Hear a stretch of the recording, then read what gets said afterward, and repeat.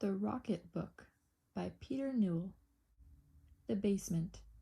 When Fritz, the janitor's naughty kid, went snooping in the basement, he found a rocket snugly hid beneath the window casement. He struck a match with one fell swoop, then, on the concrete kneeling, he lit the rocket and it shot up through the ceiling. First floor. The Steiners on the floor above of breakfast were partaking. Crash came the rocket unannounced and set them all a-quaking. It smote a ketchup bottle fair, and bang, the thing exploded. And now these people all declare that ketchup flask was loaded. The second floor. Before the fire, old Grandpa Hop dozed in his armchair big, when from a trunk the rocket burst and carried off his wig. It passed so near his ancient head, he roused up with a start, and, turning to his grandsons, said, "You fellas think you're smart." The third floor. Algernon Brackett, somewhat rash, had blown a monster bubble, when, oh, there came a blinding flash, precipitating trouble. But Algy turned in mild disgust and called to Mama Brackett, "Say, did you hear that bubble bust? It made an awful racket." Fourth floor. Joe Budd, who'd bought a potted plant, was dousing it with water. He fancied this would make it grow, and Joseph loved to potter.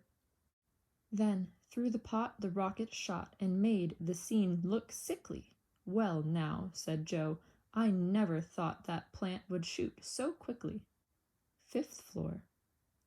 Right there 'tis needful to remark that Dick and little son were playing with Noah's Ark and having loads of fun, when all at once that rocket stout up through the ark came blazing.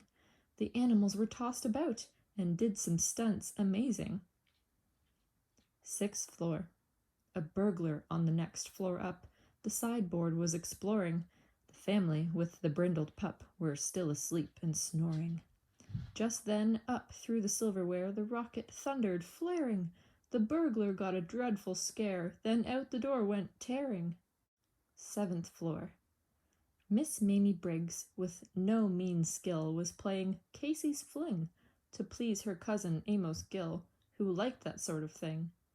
When suddenly the rocket hot, the old piano jumbled. It stopped that ragtime like a shot, then through the ceiling rumbled. Eighth floor. Up through the next floor on its way that rocket dread went tearing, where Winkle stood in the bathrobe, happy and tepid bath preparing. The tub it punctured like a shot, and made a mighty splashing. The man was rooted to the spot, then out the door went dashing. Ninth floor. Bob Brooks was puffing very hard, his football to inflate, while round him stood his faithful guard, and they could hardly wait. Then came the rocket fierce and bright, and through the football rumbled. "You've got a pair of lungs, all right," his staring playmates grumbled. 10th floor. The family dog with frenzied mien was chasing Fluff the mouser, when poof, the rocket flashed between, and quite astonished Towser. Now, if this dog had wit enough the English tongue to torture, he might have growled such silly stuff as, "Woo, that cat's a scorcher." 11th floor. While Carrie Cook sat with a book, the phonograph played sweetly. Then came the rocket, and it smashed that instrument completely. Fair Carrie promptly turned her head, attracted by the roar. "Dear me, I've never heard," she said, "that record play before." 12th floor. De Vere was searching for a match to light a cigarette, but failed to find one with dispatch, which threw him in a pet. Just then the rocket flared up bright before his face and crackled, supplying him the needed light. "Thanks awfully," he cackled. 13th floor. Home from the shop came Maud's new hat, a hat of monstrous size. It almost filled the tiny flat before her ravished eyes. When shoo up through the box, so proud that rocket flared and sputtered. "I said that hat was all too loud," her peevish husband muttered. 14th floor. Tom's pap had helped him start his train, and all would have been fine, had not the rocket Raising Cane blocked traffic on the line. It blew the engine into scrap as in a fit of passion. Who would have thought that toy, said pap, would blow up in such a fashion? 15th floor.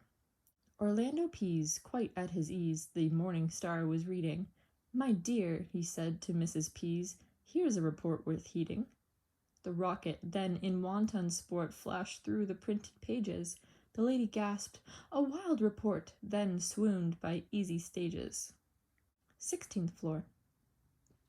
Doc Danby was a silly guy, so lest he slept too late, he plussed a tattoo clock nearby to waken him at 8. But the rocket smote that clock and smashed its way clean through it. You have a fine alarm, said Doc, but say you overdo it. 17th floor. A penny liner, Abram Stout, was writing down a description. The flame shot up, he pounded out, then threw a mild conniption. For through his Flemington there sheed a rocket hot and mystic. I didn't mean to be, he cried, so deuced realistic. 18th floor. Gus Gummer long had set his head upon some strange invention. Be careful, Gus, his good wife said. It might explode, I mention. Just then the pesky rocket flared and wrecked that Yankee notion. I feared as much, his wife declared, then fainted from emotion. 19th floor. While Bert was on his hobby horse and riding it like mad, the rocket on its fiery course upset the startled lad. The frightened pony plunged a lot, like fury playing tag. Whoa, Spot, said Bert, who would have thought you're such a fiery nag? 20th floor. A taxidermist plied his trade upon a walrus head. It really made him quite afraid to meet its stare so dread. When suddenly the rocket, bright, flared up and then was off. Oh, Minnie, cried the man in fright, just hear that walrus cough. Top floor. Oh, it was just a splendid flight, that rocket's wild career, but to an end it came all right, as you shall straightway hear. It plunged into a can of cream that Billy Bunk was freezing, and froze quite stiff, as it would seem, so subsided, wheezing. The end.